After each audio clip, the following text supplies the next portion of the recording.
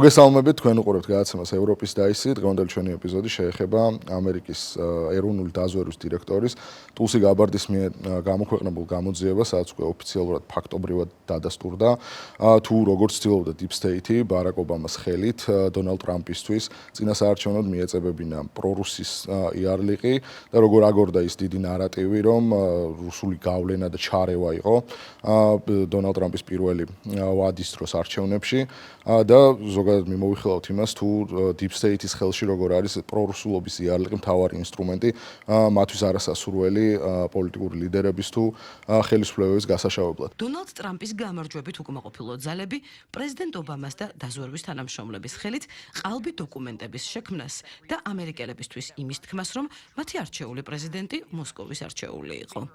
ჩვენ ვნახეთ, რომ შეერთებული შტატების მოქმედი პრეზიდენტი, მისი კაბინეტი და ხელმძღვანელობა გულწრფელად რომ ვთქვათ, არ იყვნენ კმაყოფილი არჩევნებში პრეზიდენტ ტრამპის გამარჯვებით და იმით, რომ ამერიკელმა ხალხმა მომდევნო პრეზიდენტად და მთავარ სარდლად დონალდ ტრამპი აირჩია. ამიტომ მათ გადაწყვიტეს გაეკეთებინათ ყველაფერი, რათა ხელი შეეშალათ ტრამპისთვის იმაში, რომ ამ მრჩეველთა ნება განეხორციელებინა და გამოიგონეს გაყალბებული სადაზვერვო ინფორმაცია, რომელიც ირწმუნებოდა, რომ დონალდ ტრამპს არჩევნებში რუსეთი დაეხმარა. ეს ინფორმაცია უპირისპირდებოდა ყველა სხვა შეფასებას, რომელიც თვეებით ადრე გაკეთდა და საპირისპიროს ამბობდა. ვფიქრობ, თქვენ წარმოაჩინეთ ის, თუ რას გულისხმობთ, როდესაც Deep State-ზე ვსაუბრობთ. ეს ძალიან შორს მიმავალი საკითხია. ესენი არიან ადამიანები, რომლებიც მიზნად ისახავენ ამერიკელი ხალხის ნების შელახვას და საბოლოოდ ცდილობენ საკუთარი თავი ჩვენს დემოკრატიაზე მაღლა დააყენონ. ჩვენთან საქართველოს ძალიან კარგად ითარგმნება ეს ყველაფერი, იმიტომ რომ ჩვენ ამდენი ხნის მანძილზე უკვე 13 წელია ვაკვირდებით. მთავარი ნარატივი როგორ იგება იმას, რომ ეს არის ქართული ოცნება არის რუსული ხელისუფლება, რომ ის მხარდამჭერები არიან პრორუსები, რომ ყველა ის გადადგმული საგარეო ნაბიჯი თუ შიდა კანონპროექტი, რომელიც მიუღებელი არის ჩვენი აგენტურული ოპოზიციის არის რუსული ნარატივის გამტარი, რომ ეს არის უშუალოდ პუტინის ხელდასმული ბრძანებები და ასე შემდეგ და ეს რეალურად არის საერთაშორისო უკვე პრაქტიკა, იმიტომ რომ ჩვენ შეგვიძლია ვიღოთ რუმინეთს მაგალითი, სლოვაკეთს მაგალითი, უნგრეთს მაგალითი, უკვე დადასტურებულად ამერიკის მაგალითი და ეს ყველაფერი შევადაროთ ერთმანეთს და ის მარტივად გამოვიყვანოთ ის წერტილი, რაც არის Deep State-ის მთავარი გასაშავებელი ინსტრუმენტი. კი ბატონო, ნამდვილად ეგრე არის. ჩვენ ოდესაც ვსაუბრობთ საერთაშორისო კონტექსტზე. მე მგონია, რომ ამ საკითხზე, როდესაც რუსეთი შემოდის მტრის ხატად, ხო, აი ამ საკითხის ირგვლივ ჩვენ არ უნდა ვიხელმძღვანელოთ თქვათ უახლოესი 5 წლის განმავლობაში ან 10 წლის განმავლობაში ამ ყველაფერს წამოვყვეთ. მე ვფიქრობ დაჟე ცივი ომის პერიოდიდან, როდესაც ჰოლივუდმა მაგარი მარკეტინგი აწარმოა და ბოროტ პერსონაჟად გამოიყვანა რუსი და ყოველთვის თქვათ ამ მარკეტინგული ხრიკით შეეცადა, მაგრამ საქართველოში ეს ყველაფერი კიდევ უფრო სხვანაირად დამკვიდრდა. მე ეს ყველაფერი მახსოვს დეტალურად. ესე იგი, ჯერ იყო და 2008 წლის აგვისტოს ომამდე რუსი იყო თქვათ ტურისტის მისაღები, რუსეთთან უნდა ვიმეგობროთ, ასე შემდეგ, ასე შემდეგ. რუსეთის სუნი არ ქონდა ეს სახელმწიფო გადაწყვეტილება. ფულის ასე ვთქვათ, სუნი არ უდის. ისტორიკა იცვლება მანამდე. ჩვენ უკვე ირაკლი ოქროაშვილი ყავს მაგ დროს მინისტრად და აბა ერთი გაბედოს რუსეთმა ჟანგიანი ტანგებით რა მექნას. ირაკლი ოქროაშვილის შიშით ვერაფერს ვეღარ იზავს. როდესაც Deep State-ის ძალოვანი სტრუქტურები მიშას უკვე აურევენ გონებას და მიშას შეიყვანენ და თქვათ რუსეთთან კონფრონტაციაში, ხო? იმ პერიოდიდან იცვლება ასევე ეს პოლიტიკა და ახალი მარკეტინგი იბადება. ეს არის რუსეთი როგორც ძალიან აღნიშნული. თუ გვახსოვს, მაგ პერიოდში ოპოზიციამ მორატორიუმი გამოაცხადა მიშას კრიტიკაზე.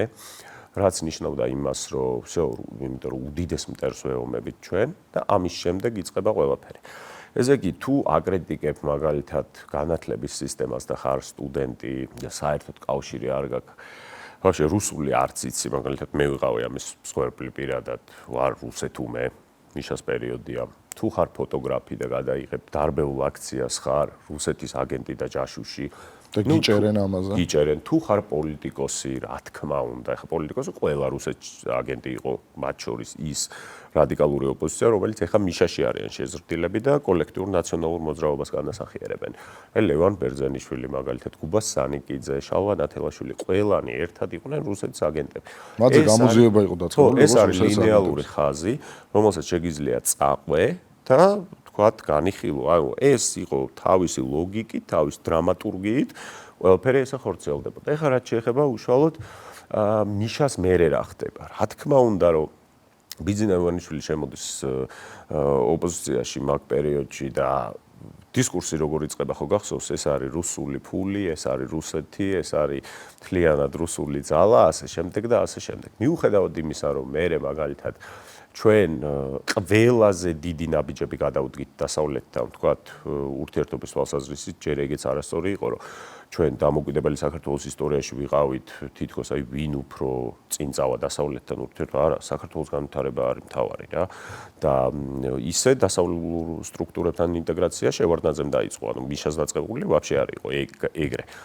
მიუხედავად იმისა, რომ ვიზა ლიბერალიზაცია გავაკეთეთ, ასე შემდეგ, არ აქვს მნიშვნელობა, შენ ხარ რუსეთი, მაინც რუსეთს წარმოადგენ.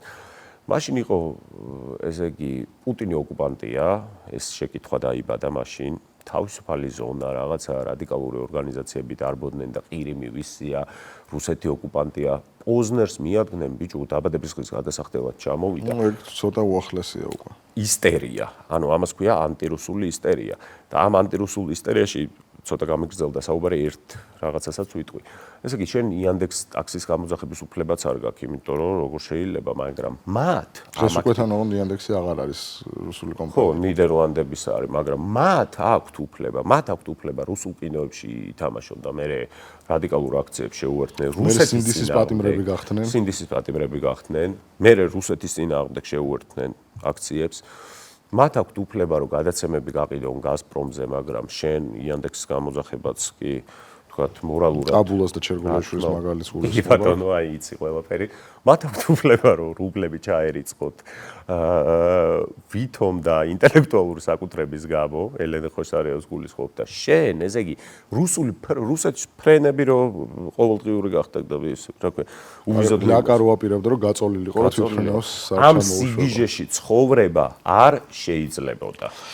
კი, და ძალიან სწორად მივდივართ, რომ ამ სიგიჟის დემონტაჟს ვახდენთ. რეალურად ეს პრორუსული ნარატივის ისტერია იწყება 2008 წლის შემდეგ. მანამდეც იყო ეს სენტიმენტები, მაგრამ ეს სენტიმენტები უფრო იყო რაც სატელევიზიო რბილ როგორც უყვართ ხოლმე ლიბერალურებს თქვა რბილი ძალა, გავლენის რბილ ძალებში, ანუ გემახსოვრება ნაცების სერიალებში მიდიოდა საუბარი ის რაღაცა რუსეთთან როგორ შეგიძლიათ კარგი ლაპარაკი და რუსული სიმღერის მოსმენა და თუ გახსოვს რუსული სიმღერის მოსმენა რო აიკრძალა გახსოვს რუსული სიმღერის დაკვრა აიკრძალა კულტურის სამინისტროში ბარებში და რესტორნებში. ჩვენ უყურებდით 2008 წლის ომის შემდეგ მიშამ როგორ გამოიყენა ეს იდეალურ პროპაგანდის ინსტრუმენტად, როგორ გადააქცია ომის შემდგომი პერიპეტიები თავისი პოლიტიკური ქულების დასაწერ სივრცედ, სადაც უცებ გაჩნდა პროპაგანდისტული ხაზი, რომ ჩვენ ბრუნდებით აფხაზეთში, ჩაიწერა პროპაგანდისტული კლიპები, გაკეთდა მიშა მაგარია, ყველა უკვე გადაცემა იქნებოდა, საჯარო დისკუსია იქნებოდა, აკადემიური სივრცე, საჯარო სივრცე, სატელევიზიო. კიდე ჩაგეჩრები რა და ეგ ყველაფერი, ანუ მართლა კომიკურია ყველა. ეგ ყველაფერი, ეგ დისკურსი გამოჩნდა მას შემდეგ, რაც 7 ნოემბერი, ანუ აქცია დაარბია. რა თქმა უნდა, ეგ იყო რა კიდე სასაცილო.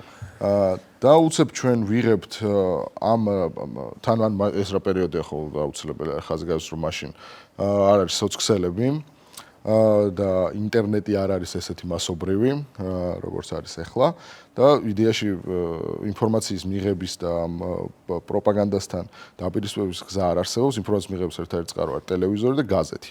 შესაბამისად, მთელი მედია არის უზურპირებული და შენ გეუბნებიან, რომ აი ერთადერთი დიდი გრანდ ეროვნული ნარატივი არსებობს ის, რომ შენ თუ არ გეზიზღება რუსეთი, ესე იგი შენ არ ხარ კარგი მამულიშვილი.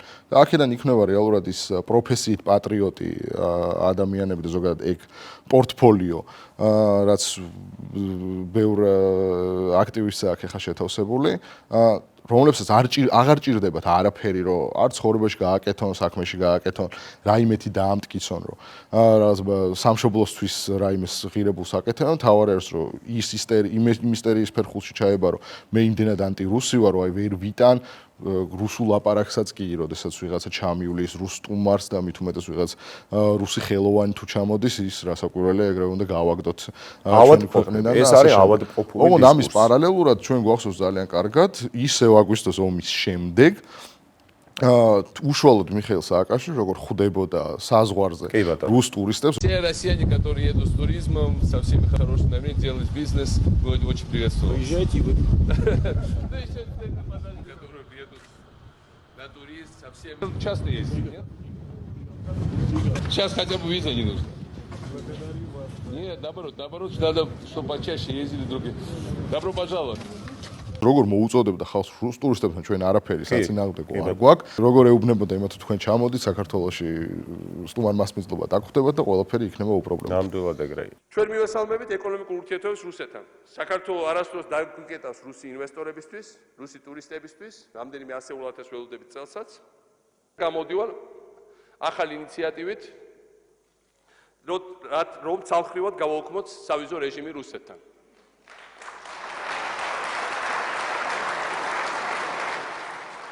ასევე ესე იგი ჩვენ მივედით იმ საკითხზე, რომ რუსი და ზოგადად რუსეთუმე, რუსეთის აგენტი, რუსული ძალა, რუსული საქმე, რუსული კანონი, რუსული დისკურსი, ეს ყველაფერი არის ცარიელი აღნიშნელი. რუსეთი არაფერს არ მოიცავს ამ შემთხვევაში.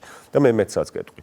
ის ადამიანები, რა თქმა უნდა, არიან თქვათ ანტირუსები საქართველოში, რომლებიც ნამდვილად არიან პატრიოტები და ვერ ვიტყვი მათზე ვერაფერს, მაგრამ უმეტესი ნაწილი ლიბერალური ნომენკლატურის და ლიბერალური ბაბლის, რომელსაც ანტირუსული ისტერია აქვს ათვისებული, თორე რა თქმა უნდა, ხა რუსეთთან ომში ადამიანები დაუგებია, აგერ შენ მამა დაკარგე და მე ბიძა ჩემი ვეტერანი, ჩემი ყველა ოჯახის წევრი ომში არის დაღუპული დედის მხრიდან, ანუ რაზეა მაგაზე ლაპარაკი, მაგრამ აი ეს ლიბერალური ნომენკლატურა, რომლებიც რუსებს და რუსეთს აი ამ ანტირუსულ ისტერიას აღვივებენ, რეალურად რატომ სძულთ რუსეთი რო ჩაეკითხო, არაფერი არ გამოდის. ანუ ეს არის ზუსტად ის სუბსტანციების გარეშე საგნები რა, უკოფეინო ყავა და უალკოჰოლო ლუდი, იმიტომ რომ რუსეთი ამ შემთხვევაში რასაც აკეთებს ავტორიტარული მიმართულება, იმის გამო არ სძულთ სხვა იმპერიები, მაგალითად, სხვა იმპერიული ზრახვების მქონე ქვეყნები, მაგალითად არ სძულთ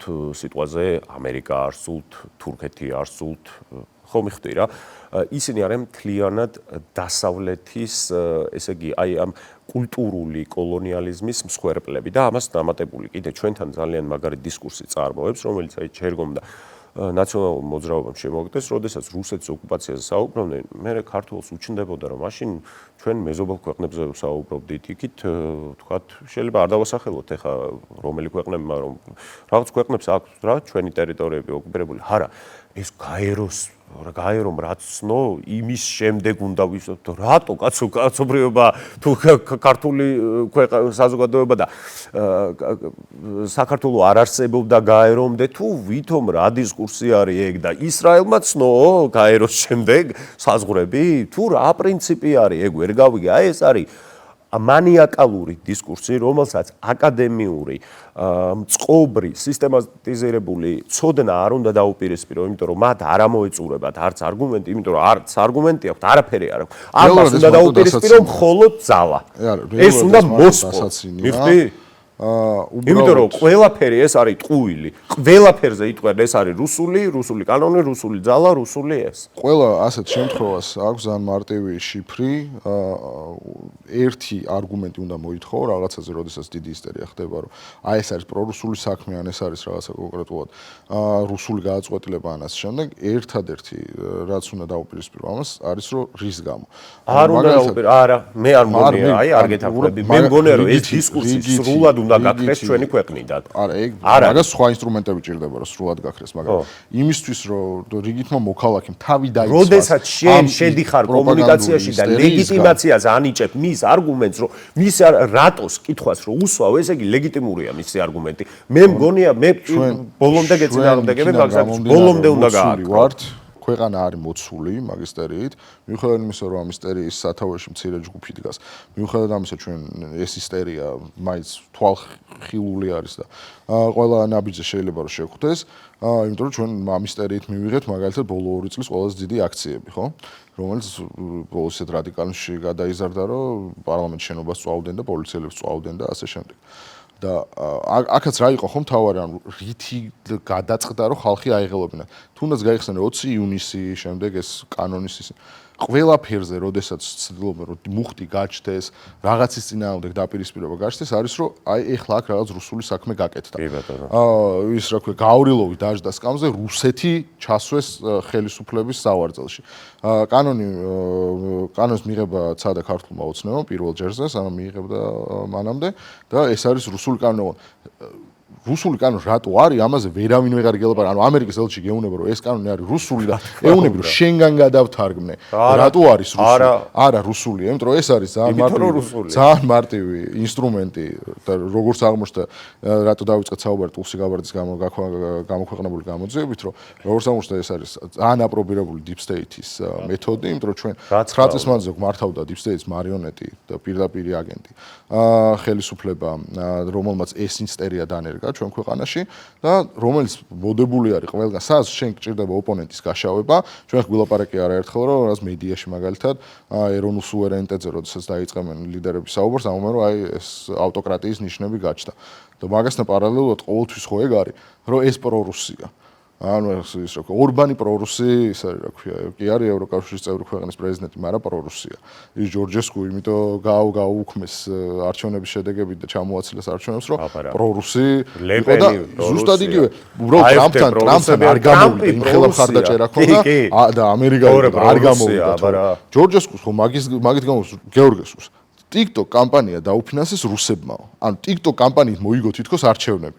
ანუ მილიონობით ხმა მოუტანა TikTok-მა რა. ბიჭო, არა, ესენი არის მართლა მანიაკალური ძალა და ჩვენ ძალიან კარგად გავიხსენეთ ის რომ აი დღეს რა ხდება და მანამდე ფოტოგრაფებს იჭერდნენ იმიტომ რომ რუსეთს აგენტები ხართ, ანუ ვინც გადაიღო აქციის დარბევა. და განათლების სტუდენტებს ეუბნებოდნენ რომ თქვენ ხართ პრორუსები, იმიტომ რომ განათლების სისტემას აპროტესტებს შაშკინი რო იყო კიბორგუბიცა რომ მოდიოდა ხოლმე. ხო? ანუ ჩვენ ახლა მივდივართ იქამდე რომ deep state-ის ძალიან მაგარი მარკეტინგული გზა, მარკეტინგული და PR-ული სვლა არის ეს რომ შენ ყოველგვარი არგუმენტაციის, ყოველგვარი სტრუქტურის, ყოველგვარი სისტემატიზაციის გარეშე დაგიძახოს აგენტი რუსეთის და ამ ყველაფერს შენ რასაც გააკეთებ ეს იყოს რუსული საქმე, რუსული კანონი იყოს, რუსულ მხარეს ემსახურებოდე და ასე შემდეგ და ასე შემდეგ, ყოველგვარი არგუმენტაციის გარეშე და ამის გარშემო ხალხის შემოკრება როგორც ჩანს იმ პერიოდში მარტივი აღმოჩნდა რა და ეს აგენტურა ხელს უწყობს, მაგრამ ეხლა, როდესაც ხალხმა ეს ყველაფერი დაინახა, ეს იყო აფექტური მდგომარეობა, როდესაც ეს ყველაფერი გაშიფრა, იმიტომ რომ ქართველს მაგალითად ქართველმა ძალიან კარგად იცის რა, ვინ არის მტერი, ვინ არის ოკუპანტი, ვინ არის საფრთხე და ყველაფერი ძალიან კარგად იცის. ქართველს არ ჭირდება მითითება, სტუმარს როგორ დახვდეს, ტურისტს როგორ დახვდეს და ასე შემდეგ რა. მაგრამ აი ეს დაჩქარებული ეს რაღაცა თქვა დაფუშინგება რომ მივხვდით მერე თურმე რომ ეს დრამატურგია და ეს სცენარი საიდან მომდინარეობდა რომ ეს იყო ჩვეულებრივი deep state-ის გაშიფრული დრამატურგიული ხერხი, ხო? ქართულმა ყველაფერი გაშიფრა ამის მერე და დაინახა რომ ეს რაღაცა ტყუილია რა. ანუ ის ხალხს მედიაში მთავარი ჩამჭრელი კითხვა მათთვის რომ არის თუ არა რუსეთი ოკუპანტი. და ამ შენ რომ უნდა გეთქვა რომ ხო ანუ აი მზეც ხელია და წყალისველი ანუ ეგეთ რაღაცაზე რომ სერიოზულად უნდა მსჯელობა გაგრძელება ამის ის რომ დაგემტკიცებენ რომ არა მე რუსი არა ვარ და პრორუსი არა ვარ. სპორტი რო ავიღოთ თუნდაც ანუ ჩვენ ძალიან კარგად გვახსოვს ხვიჩა კვარაცხელიას რამდენს ლანძღავდნენ მარტო იმიტომ რომ ჯერ კაზანში თამაშობდა. და შემდეგ, როდესაც პრესკონფერენციაზე პუტინს არ აგინა. ანუ პირდაპირ მოთხოვნა ხო ეგ იყო, რომ პუტინს არ აგინა, უკრაინას მხარე არ დაუჭირე, პუტინს დედა არ შეაგინა და ეს ყოფილა რუსი. არის სფერო რეალურად კულტურით დაწყებული, პოლიტიკით გაგრძელებული სპორტი იქნება თუ ასე შემდეგ, სადაც ადამიანები რეალურად ეროვნულ საქმეს აკეთებენ, იქნება ეს ხვიჩა კვარაცხელიედან დაწყებული ქართული ოცნების ნებისმიერ ლიდერამდე დამთავრებული, რომელსაც აწებებენ რუსის იარლიხს, არანაირი ამისი დამტკიცებელი არგუმენტი არ არსებობს. ყოველ ასეთ ჯერზე ჩვენ ხვდებით რეალურად იმას, რომ ეს არის ქართული საქმის წინააღმდეგ დაპირისპირება და ეს არის აგენტურული შიდა აგენტურის მიერ დაპირისპირების ყველაზე ნაცადი მეთოდი იმისთვის, რომ როდესაც შენ არ გაგაჩნია არანაირი ხელშესაღები ფაქტი, არანაირი არგუმენტი, როდესაც შენ მხარეს არ არის სიმართლე, ერთადერთი რისიც შეგიძლია რომ მომხრე გაიჩინო ან კადრი დადგა, ემოცია გამოიწვიო ისეთი ადამიანის თვალში, ვისაც მარტო headline-ი არის მნიშვნელოვანი, არის რომ დაიწყო რუსის ძახილი, დაიწყო იმის ძახილი, ეს არის რუსული საქმე, რუსულ საქმეზე დასხმული წყალი და ასე შემდეგ, იმიტომ რომ ну აი რუსულ საქმეებში რამდენი პოლიტიკური რაღაც შეგვიძლია ხო გავხსენოთ, რომელსაც ედავებოდნენ ქართულ ოცნებას, რომ აი ეს არის ისეთი რუსული საქმე, რომელსაც ვეღარ გამოასწორებს შემდეგი თაობები. აი ჩემი საყვარელი ეგეთი ეპიზოდი არის ლელოს მამუკა ხაზარაძე რო გამოვიდა და კოპი გუდაურის გვირაბი იმიტომ კეთდება რომ რუსებმა ტანკები შემოიყვანონ. ეგ იყო სადღაც 5 წლის წინ. 9 მილიარდ ვალს ვიღებთ და ვდებთ პროექტში, რომელთაც ვაძლევთ კომფორტულად ტანკების შემოსვლის ახალ შესაძლებლობას რუსეთს. კი ბატონო, ნამდვილად შემოვიდნენ ხომ მაგ გვირაბიდან რუსული ტანკები. ჩვენ ნამდვილად გავცდით ყველანაირ პოლიტიკურ აკადემიურ, თქვა სისტემატიზირებულ სივრცეს და ეს რუსული საქმე გადაიზარდა ნამდვილად ისტერიაში, რომლის პრობლემაც ის არის, რომ შენ იქ წესრიგს და წესს ვერ იპოვი. შეიძლება ის რაც ეპატიება იუპიტერს არ ეპატიება ხარს, ანუ ის რაც ეპატიებათ მათ, არ გეპატიება, ანუ წესსაც ვერ გაიგებ, თქვა მათ შედგენილ დისკურსში, აი როგორ უნდა იოპერირო და როგორ უნდა მოიქცე.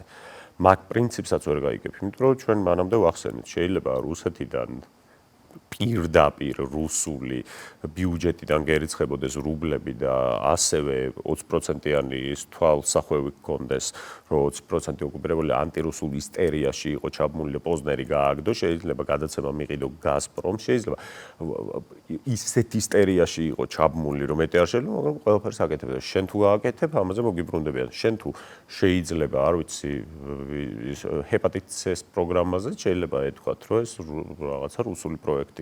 ანუ რასაც დაუძახებენ რუსულ პროექტს უკვე ვეღარ ხვდები.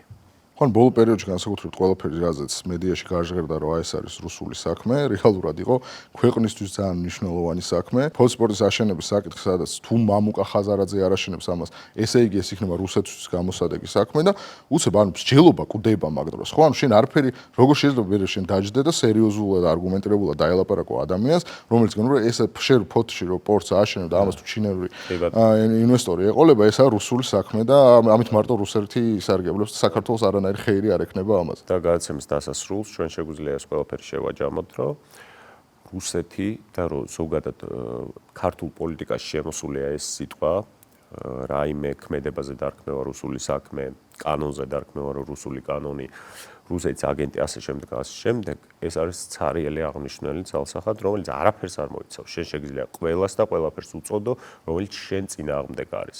ეს არის deep state-ის მარკეტინგული და PR-ული გზა. კი და რომელიც არ არის ეს მხოლოდ ჩვენი ნააზრევი და რაღაც ჩვენი უნიკალური დასკვნა, რომელზეც უკვე დღეს ამერიკაში როგორც მისი პრეზიდენტი ისე დაზვერვის ეროვნული დაზვერვის დირექტორი ამბობენ, რომ ეს არის ფაქტოლოგია, ეს არის ხელშესახები, არგუმენტირებული რამ. დღეს ამით დაგემშვიდობებით, ამ სეზონზე ესაა ჩვენი ბოლო გადაცემა.